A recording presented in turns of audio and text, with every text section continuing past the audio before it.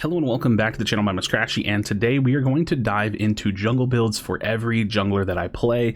Now this is going to be just a really basic onboarding into what I'm playing right now, and it's not the only thing I play. I don't stick to this 100% of the time, and I can talk a little bit about the variations and things that I would recommend, but let's go on ahead and dive into it. So let's swap over here, and I can probably zoom this in maybe a little bit, but I'll have to zoom it out and show y'all and move my webcam a little bit. But this is a little crappy graphic I made.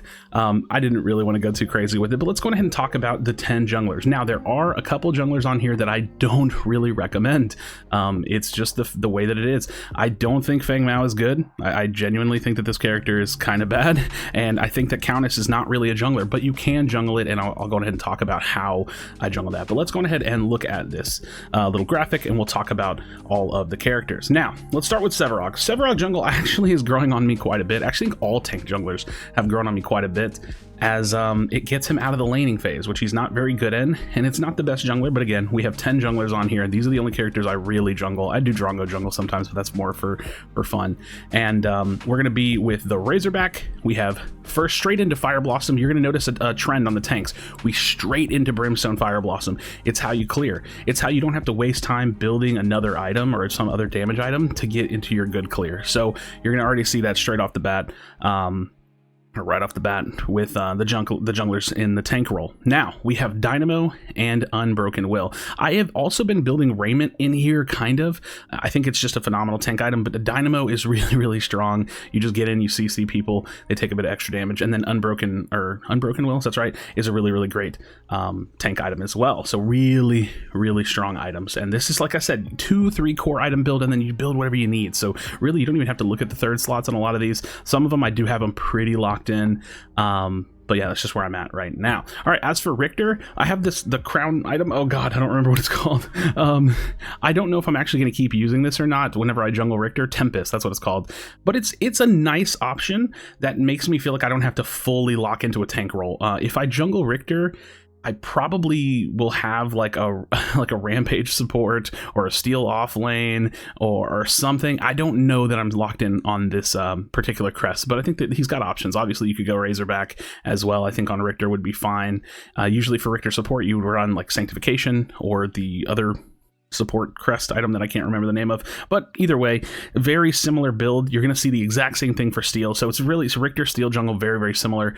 Razorback is probably one of the better ones, to be completely honest, but then we go Fire Blossom again for the clear, Dynamo for additional CC and damage, and then Flex Matrix anti-tenacity, essentially, you know, reduce their tenacity and have magic armor. So this is a really solid tank build that you can see right here. Fire Blossom into Dynamo into Flex Matrix, same exact thing for steel with the Razorback, so same exact idea. Now the difference for Rampage is I go near War Boots, and everything here except for the Fire Blossom, which is our clear item, again, you have to think of it that way, is going to be health regen. So I really play into the health regen with Rampage because of his passive, but yeah, and the way that his ultimate works. So you're going to see that kind of difference for these tank jungles. All right, let's jump into Chimera. Now Chimera, I love using Phoenix. I do think that the Ice Scorn Talons are really good on him as well, but I really like Phoenix. And then I go Mutilator straight into Bonesaw. Now Mutilator, when you press your Q, you shred through them. It's just really big damage. That's really the reason. Now Bonesaw, it's every third hit you get percentage damage based on your maximum health, if I remember that correctly. And so when you press your Q, same thing, and then you slow them, and it's just very nice. Now it actually gives you some attack speed while you're hitting them with that first passive on the item. So as your Q kind of tapers off, you have some additional attack speed to play with.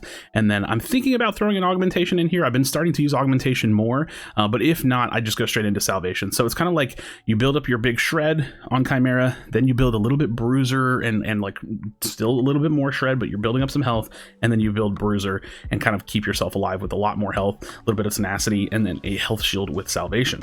All right, Kallari. I'm really niching this build down. This is my favorite Kallari build. I really build Kallari like, ooh, hello, it's 3 o'clock. I really build Kallari like a marksman. I go with the marksman crest into, what is this called? Liberator? I forget the name. Yeah, Liberator. This is the cleanse item. This helps with so much CC, but it also has some really like important stats. It's got lifesteal, attack speed, crit chance, which is what I really like to play around. And you can already see I'm just going straight into percentage health shredding. So Mutilator into Sky Splitter, just auto attack focus build, and then I start going into more of like an assassin focus build. So I'll go Vanquisher into Mind Razor, and you're gonna see the other kind of like the other Kalari build. I actually use that for Feng Mao. We'll jump into that in just a second. Maybe I could have put them together, but for Grux jungle, I think Icecorn Talons is crazy on Grux, and it's a very, very similar Bruiser build that you're going to see me running here, where I'm going Mutilator into Bonesaw. I just think these go so well together. It's like Shred, but it brings you health, and then you can get some attack speed out of it, and then now I'm building this into Augmentation. Now for 4th item slot, because I do like this build path right here a lot,